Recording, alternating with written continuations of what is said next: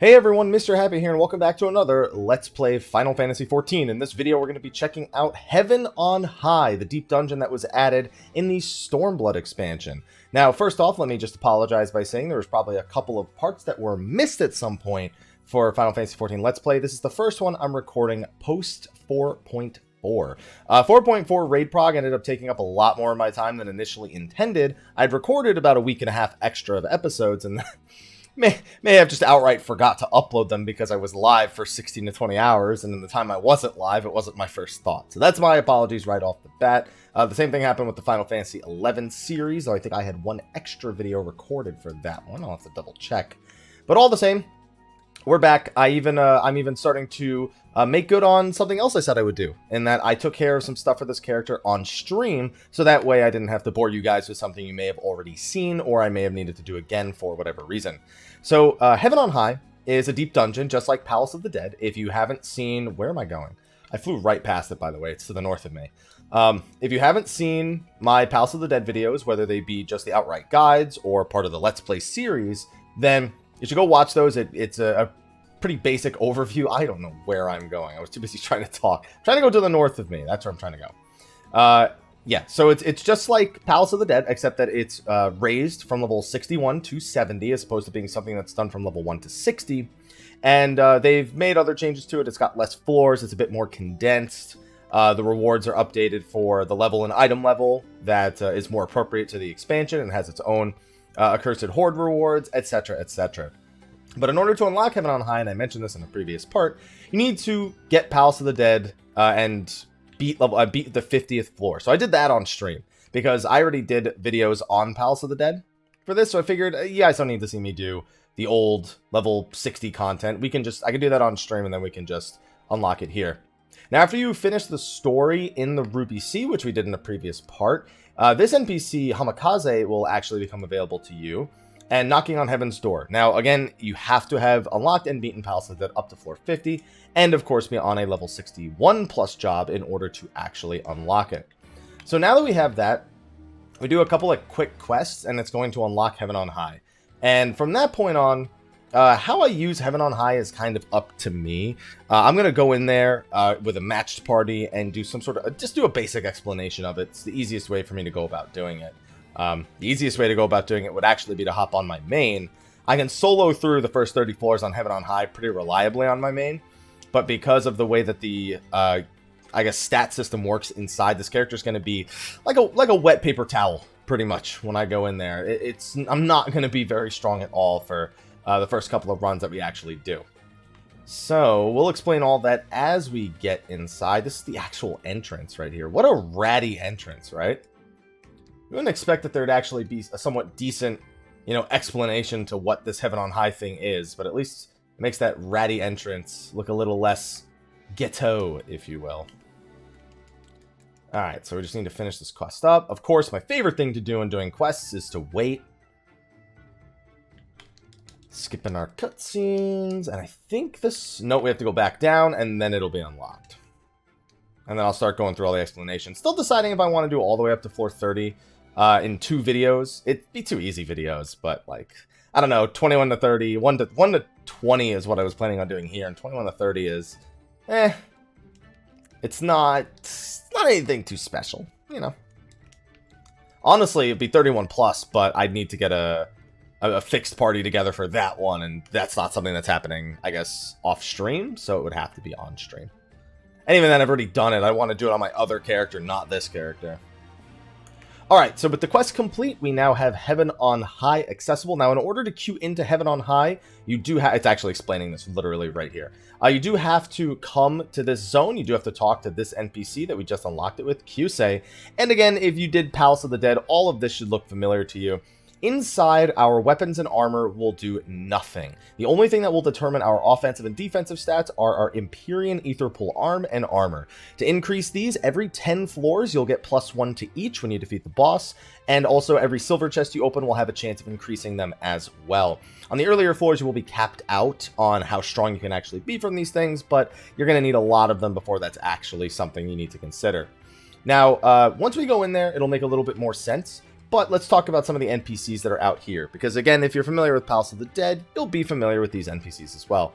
The Confederate Appraiser is used to appraise pieces of the Accursed Horde. Inside, there are going to be hidden treasure chests, which you can find using Commanders of Intuition, and or just standing on them for a few seconds by pure chance. And those will become items such as materia or minions or orchestrion rolls and stuff like that. And we just have to bring them here after we're done with a set of 10 runs. The Custodian out here has some other stuff. You can exchange artifacts. These are Empyrean potsherds now. These can be used to exchange for materia, for potions to climb. Also, once you actually clear it, this NPC, once you actually clear all the way to floor 100, which is a whole other ordeal, this NPC will get a few other items that open up to them as well, which will eventually allow you to access a very unique mount, believe it or not. And then you can see, yeah, we've got an emote here as well, an Orchestrion roll, and some Frilled Dragon, which is a minion. So those will collect inside from bronze chests. I believe also floor 30 gives an Empyrean potsherd. I keep calling it Empyrean. Empyrean potsherd, sorry. And so, request to keep your Empyrean Aetherpool gear. Now, this is the other thing. And this they actually not retrospect, they retroactively added into Palace of the Dead. So those Aetherpool levels I was mentioning earlier, for every 10 arm and armor you actually get, you can come to this Custodian and you can choose to forge an Empyrean Aetherpool grip. Again, they changed Palace of the Dead to work like this as well. So they have I think they're called Gelmoran Aetherpool grips over there. And so with the Empyrean Aetherpool grip, you can exchange those for Aetherpool weapons and, for Aetherpool weapons, I guess I should say. You do have to clear the 30th floor before you're allowed to do that, but this can be used to obtain a decent starting item level weapon when you're first going into level 70. So if you want to actually get some extra EXP, you find yourself falling behind the story often enough, running a bunch of Heaven on High 21 to 30 is good for EXP. It's not the greatest if it's your first job, but it's still good EXP. And on top of that, you can start working towards forging that Empyrean Aetherpool grip and then eventually getting a weapon for you to start level 70 with. We're not going to go that far with this, but I am considering doing it on stream or something like that. But anyway, let's go inside. We'll talk to Kiyose. And what we're going to do is we're going to go to enter Heaven on High. You have to select one of your 2 save slots. Now, mind you that if you fill both these save slots, in order to enter again, restart on floor 1 or eventually floor 21, you're going to need to clear whatever save slot is here, whether it be a matched party or a fixed party. So we enter with a fixed party. We're entering with whoever is currently invited into our party up to a maximum of 4. This would, at the current moment, basically make me soloing it. Entering with a matched party is the same thing as entering with the Duty Finder. You can't enter with the Duty Finder, though, and regardless of entering with fixed or matched, all party members need to be in the Ruby Sea. You can queue in cross-realm, though, so as long as everyone across the realms are all in their own respective servers, Ruby Sea. So we're going to go enter with a matched party. This is going to match us in with completely random people, and that durability of 1 or more pieces doesn't matter. Our armor does nothing. I could take all of my armor and weapons off. Well, weapon I can't take off, but I could put on the worst weapon possible, and it wouldn't make a difference in there. So yeah, you can see all this stuff. I will be fair, though. I should probably repair it before I forget, because that will happen. I don't remember. Is it over here? I think it's over here. There we go. There's the independent mender. So queues for this are pretty quick. One of the biggest advantages of both Palace of the Dead and Heaven on High is that it is not role specific, meaning that you can absolutely get it and beat the first 30 floors with 4 DPS, 4 tanks, 4 healers, doesn't matter. And of course, you can even solo it if you really want to. I've soloed up to floors 70 plus on Paladin, and floors 1 to 30 you can pretty reasonably do with any job. Shouldn't be too difficult regardless of which job, although the first floors have some fairly annoying enemies. It shouldn't take too long for us to get in. It is pretty close to right after 4.4 launch, so I don't know if that's going to extend the queue time for a little bit. So I'm going to do a cut here until I actually get in. That way I don't just ramble on for the next several minutes. So I'll see you when the queue pops. Alrighty then, there we go. It did take a couple of minutes. I should have maybe thought about recording Heaven on High just after 4.4 launched, and expecting it probably would have taken a few more minutes, but it didn't hit me until I said it out loud earlier in the video. Now, okay, I was about to start being like, well, fingers crossed I don't have to say it again. Alright, and with that, we are into Heaven on High. I expect most groups to go very, very quickly in here. So as you can see with Heaven on High, just like Palace of the Dead, it's using a near identical layout regarding the actual screen. You can see all of our unique items there. You can see our Accursed Horde contribution. And you can, of course, see the bad guys over here. Now, these sharks are actually pretty dangerous. Of all the enemies on the first floors, these sharks are actually the most threatening monster. That Jaws attack can one-shot people. It's not even funny how strong that it is. But anyway, as you can see, we opened one chest and I jumped to +3 armor. Goodness. I knew that it goes fast, but it's been a while. I didn't think it went that fast. Now, a couple of things that I'm just going to repeat it in case people haven't done Palace of the Dead or, you know, they're watching this and just want to know everything.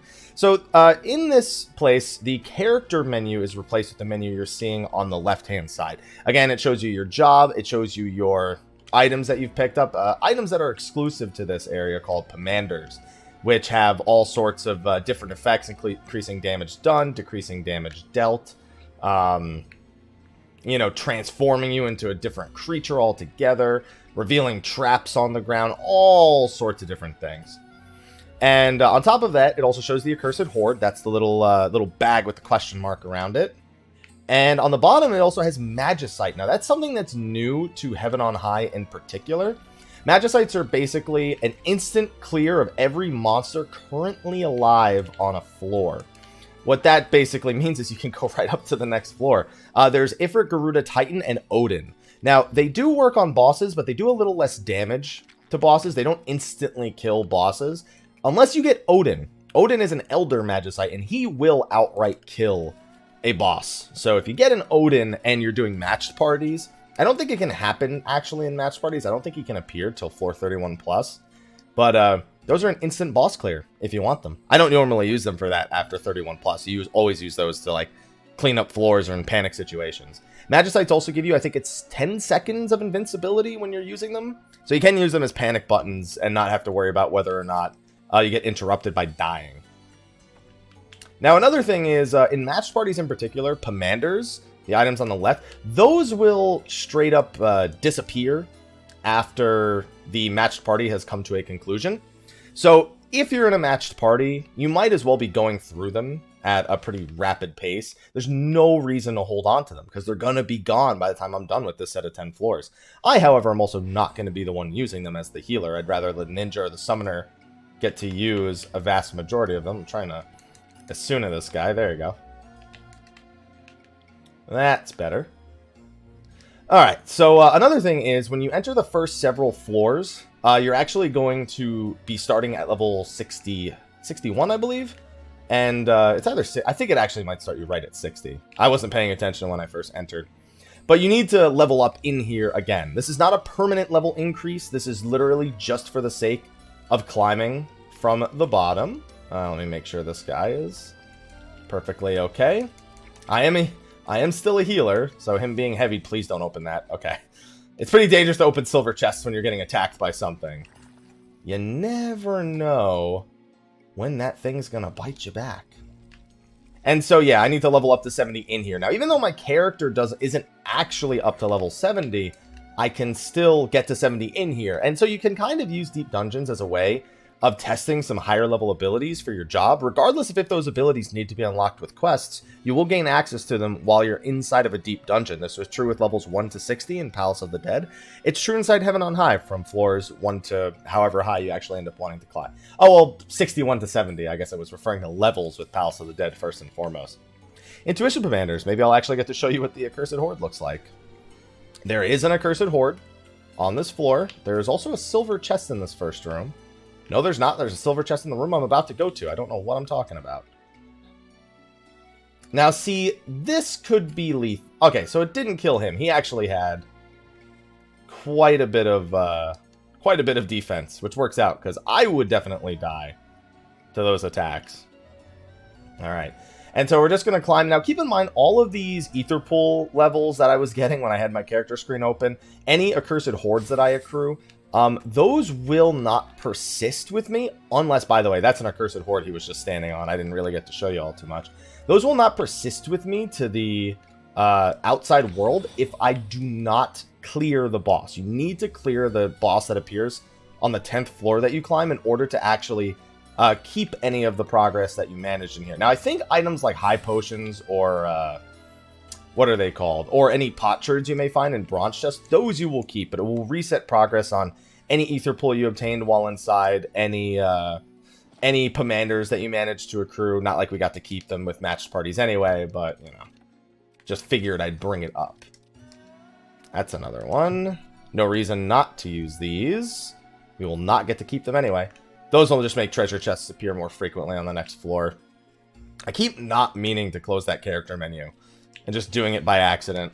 I think I did that a lot in the Palace of the Dead part, too.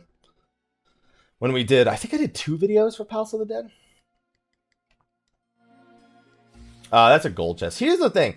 You really don't need gold chests when you're going through in matched parties. They're nice to pick up along the way, but far from necessary because you're not going to get to keep them once everyone leaves anyway. It will make your climb a little bit easier, though. So pick up the ones that are on your way. Make sure to pick up any silver chests you manage to find.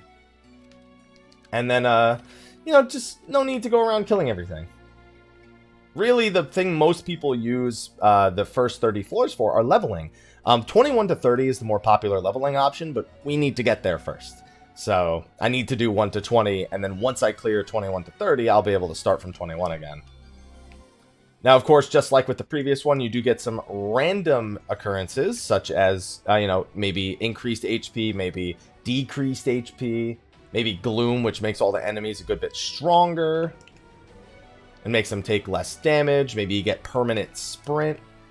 There are some other changes, though. We haven't experienced them yet, but there are indeed other changes. Another reason why you want to use Affluence Commanders is because you really, really want to be getting more silver chests. I actually kind of want to go back the other way and check for a silver chest. Hey, got a healer with them. But I don't know if we'll get to see any of those occurrences. We'll have to... Oh, well. I don't know how much damage that does. Okay. Well, the answer is not a lot, by the way. It actually does. That actually was quite a bit of damage.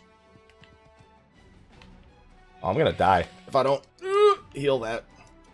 Yeah, you can see what it's like trying to kill these things solo when I have almost no Aetherpool level. It doesn't help that I always forget where my buttons are half the time, too. Now, if this was that Jaws skill, I would be in some deep doo-doo. But it's not, so I'm not. Don't worry, I'm fine. Alright, I am not gonna... If my team wants to stop here, I am going to do it. I don't think they want to go back up the other way. I was kind of hoping to see a silver chest in there, but I think I've caused enough trouble. Let's see, we've got Strength Commanders, we've got Intuition Commanders, we have an Affluence Commander. Now, in order to go up to the next floor, by the way, you just need to kill enough enemies to trigger the Card of Passage.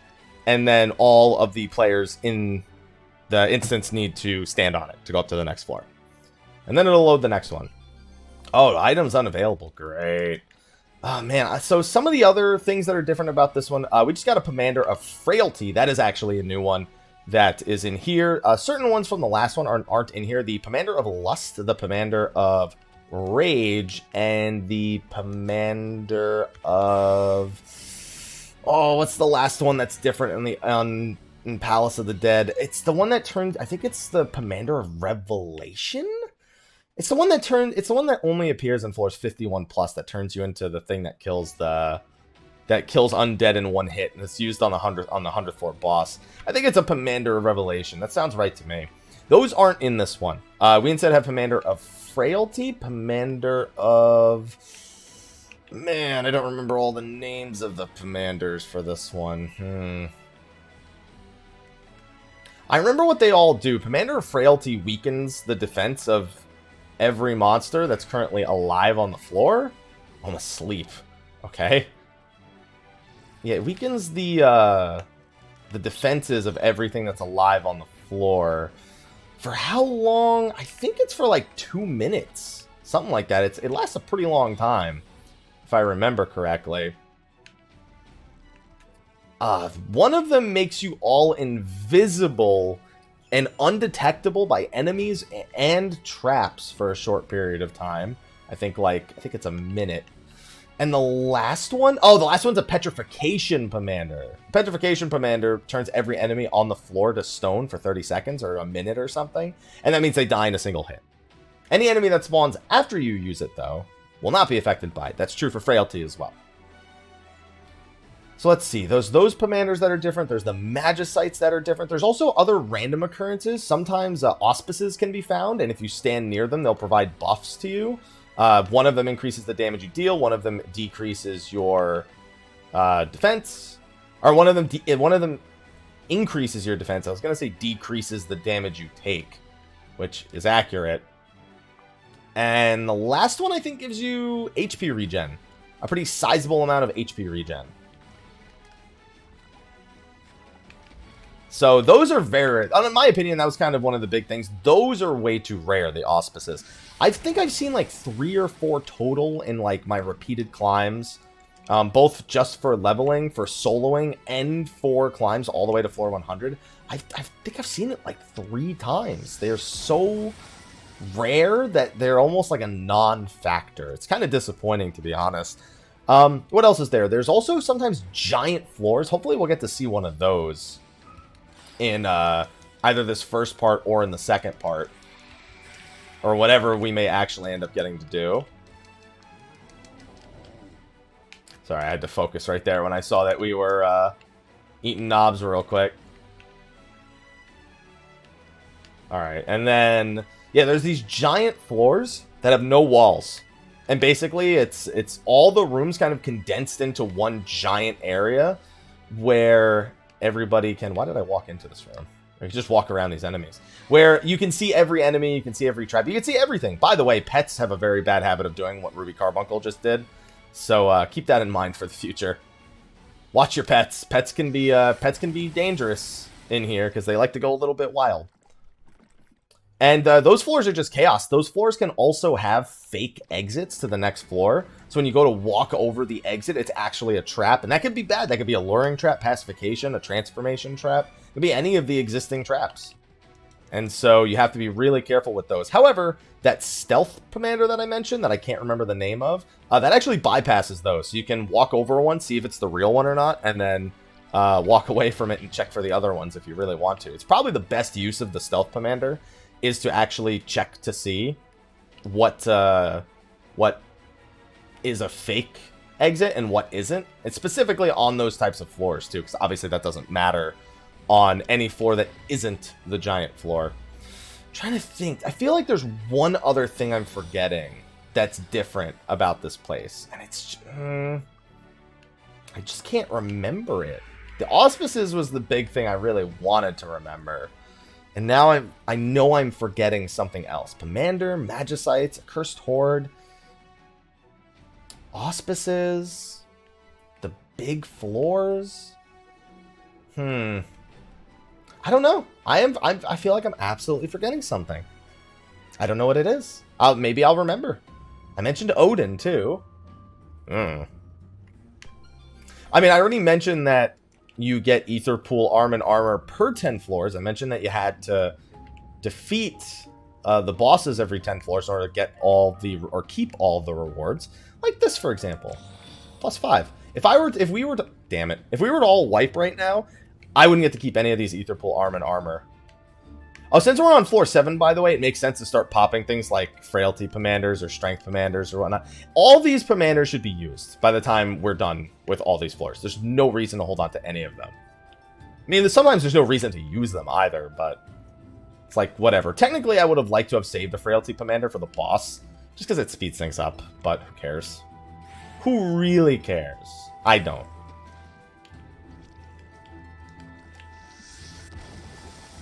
As long as we all live, then I don't care what happens. And when you're climbing the higher floors, most groups aren't as reckless as this, but on Duty Finder groups, you're more than welcome to be a little reckless. Not too reckless, just a little reckless. Might as well check for a silver commander over here. And one of my favorite things about deep dungeons is, of course, the music changes every few floors. There's a bronze chest in there.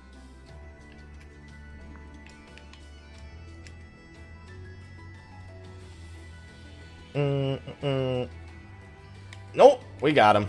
Alright, the Beacon of Passage is open. Okay, we can kill him too, I suppose.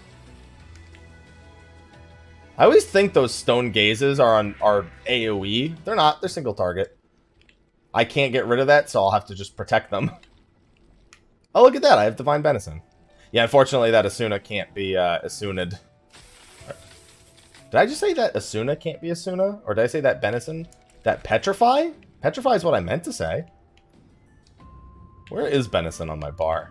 I don't have it outside of here, do I? No, it's right there. No, I do. I'm level 64. No, 64 gets, Where are they going? Are they going to the far room to see what's in it? No, they're not. They're coming back. I mean, I'm down for it. I need silver chests, man. You guys can do whatever you want. It does not bother me. Right now, I'm looking at a +7/+7 by the time we exit here. You know what? Let's have some fun. Sometimes people don't like it when you pop alterations in pugs because it can be a room full of mimics or it can be a room full of mandragoras. I like to take the chance because it could mean more silver chests, but yeah, not everyone's a big fan of that one. Well, it's not any of these two rooms. We might as well use a site commander. Well, this is the exit room, so I guess we have to start here anyway. And then there's a silver chest in the room after it.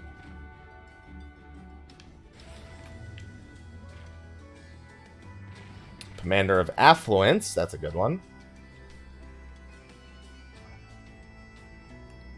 It's not that room. You know what? The room with the mimics also could be the very south room. Oh no, it's this room. And it's not mimics, we got Corrigans. Which hopefully all end up dropping silver chests. Or any chests at all. Hey, there's a silver chest right there. These things like the AoE scream when they die. Wow, okay. Thanks, game. Game just decided I wasn't good enough for it. I was just using my compass by accident. Good job, me. 10 out of 10. Ugh, getting cornered. 10 out of 10 job me because, you know, my ether compass is really going to come in handy in here.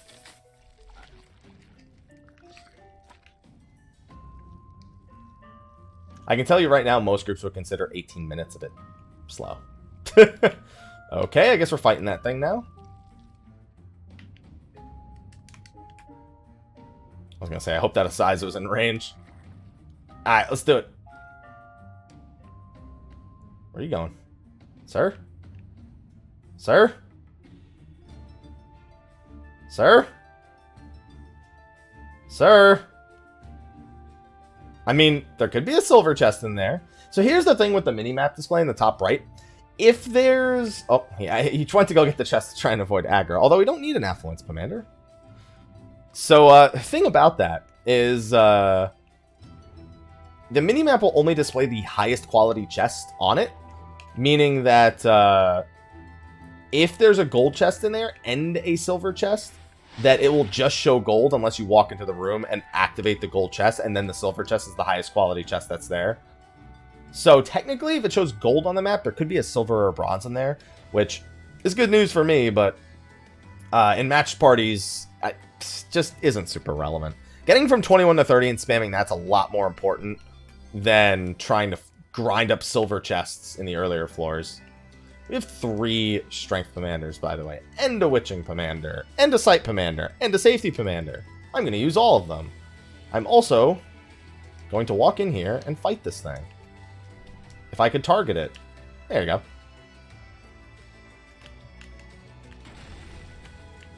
There's the accursed horde.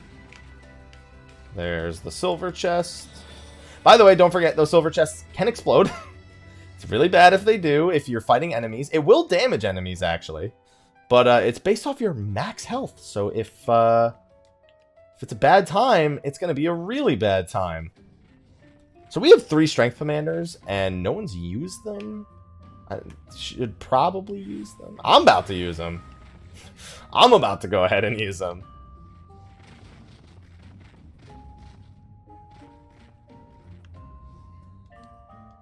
Yeah, I want this silver chest. Alright, so here's what's going to happen. You guys ready for this? I'm going to do that. And that transforms them into little tiny... Well, I didn't hit the one in the very back of the room, but it transforms them. Each of the different transformations has a different effect, but either way it prevents them from using skills, so that's all that really matters to me. Hey, +7. And now we can go up to the boss floor. Technically, there are 2 healers, so I shouldn't feel any remorse about using one of these. Okay. I guess we can go back and check for... Wait, there's a gold chest? Oh, there's a witching commander. Well, I mean, I used one. We're not going to be able to use it on the next floor, but... Wait, did we just walk all the way back here to then not... Hey, silver chest. See what I mean? Boop. Alright, we don't need anything else. +8, +8. So I'll walk away with +9, +9. That's not too bad. It's not a lot, because in the next set of 10 floors, I'm going to get hurt badly. Very, very badly. We might want to... You know what I might want to do? Because the pug took like 22 minutes, that's kind of a long enough length with the unlock to be its own video. I think we'll stagger the Heaven on High videos for when we kind of need them for EXP. And that way we don't do like Heaven on High 1 to 30 in 3 videos. It's kind of... I don't know, it's kind of lame. So I'm gonna probably go do the quests in Yanjia first. I should actually just render this and get this out, because I'm recording this the day I'm supposed to release a video. And that's probably not gonna happen. While I also need to be working on more 4.4 guides, mind you. By the way, so this is the boss of the 10th floor. This is the same as the first boss from Siren Song C. Luckily, it's a boss from a dungeon we've already done, so Overtoe is going to knock everyone away. And then he's going to do, I think, a half-room AoE, and then you just get behind him. It's nothing. That's pretty much the only thing this boss does. I think they do one other thing of, like, minimal consequence. I mean, they shoot the AoEs on the ground, but it's pretty much just an even weaker version of the first boss from Siren Song C. And when we kill it, we will get... Boop. Well, first I want to give these commendations, because that's worth EXP. Now, you don't actually get the EXP and everything until you leave, so let me say thank you. You don't actually have to go all the way to the exit, by the way. Fun little tip for anyone who didn't know. You don't actually have to run all the way to the exit to leave Heaven on High. You can just go to the duty screen and click leave. It says, it asks you if you want to abandon the duty, but it's the equivalent of leaving with the exit button. So, don't be scared. So we got 10... Oh, it also gives tomestones. It gives a little bit of gil, too. But who cares about that? Let's go see what's in these... it's in these silver haloed sacks. It's mostly garbage. Could be a lot of fireworks in there. Until you get to the really high floors where there's higher tier accursed hordes, where it's also riskier to go for accursed hordes. Don't really give anything too much. Just gotta do this little appraisal process. The more this thing flashes, though, the better the loot usually is. Like, I got a Corpiker kid, which is a minion. I'm cool with that. That little swirly right there means we got something rarer most of the time. We got a Corsage. Hey, come on, what do we get? Go super crazy flashy. We got another Corsage. There's different levels of rare. This is a common drop. This is usually materia or fireworks. Or a card. I forgot about that. Triple Triad card as well. Boop, boop, boop. Oh, you know what? That's a video I could do. The gold... We did a video on the gold saucer for this before, but I haven't done an updated video on the gold saucer. I also cannot do jump puzzles on the controller. Which is kind of the main thing I'd want to show off in an update video regarding the gold saucer. But anyway, that's going to be our first video done for Heaven on High. I'm going to see if I can get... I don't think I'll get this rendered and out today. But all the same, I'm working on getting all these parts recorded and making sure that I spend some time on stream to move my character forward a little bit. so I can get these videos out without having to have those huge gaps in between and get back on the schedule that I set for you guys that I wanted to keep true to.